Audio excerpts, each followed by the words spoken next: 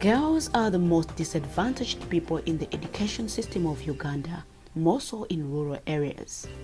According to a study by Strom Foundation, numerous factors make children drop out from school, among which are material, non-material, environmental, and administrative. The study underscores the fact that dropping out of school cannot be tagged to a single cause, but rather to a combination of these factors. There still is the gender gap in performance of science subjects, which is blamed on lack of motivation to girls who believe that sciences are difficult and therefore are for boys. Our students always thought that sciences were so hard, either because of the approach or because they didn't like them. Our need is to see that the teaching of science, 1, becomes easy. 2, by becoming easy, the students will like it, and the teachers will also like teaching it, and eventually it will become enjoyable. Here is a case study of a senior 2 girl called Taopista from Samling Peace High School in western Uganda. Taopista had reached the verge of dropping sciences because she thought they were difficult. Physics and chemistry are still challenging me. What do you find the most challenging about physics and chemistry? The calculations in physics are difficult. Equations are also difficult. Yeah. In my school, we had never studied those balancing equations. I just copied the notes. So it's my problem.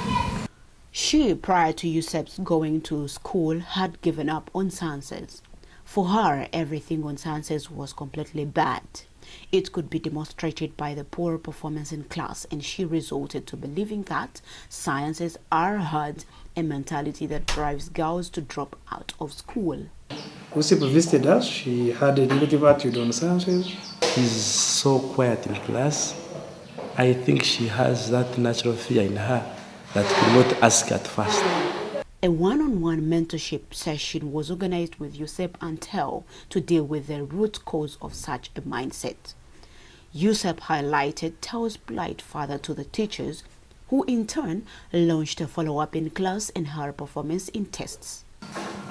And as we talk now, she's so much happy that the kind of talk you had with her is actually helping her to change her mind, and she's actually promising.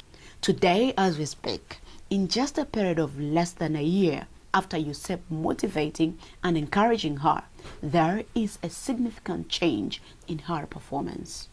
Currently, at first she used to be very quiet in class, but at least now she's coming up. Whenever I'm teaching, she tries to ask questions, and that shows to me that she's developing an interest in the subject. And now Taopista is very confident in class. Where she has not understood, she asks. Even if she comes on chalkboard and touches there, here, this step and not understand. So she's very free. I think the talk you had with her must have changed her so much.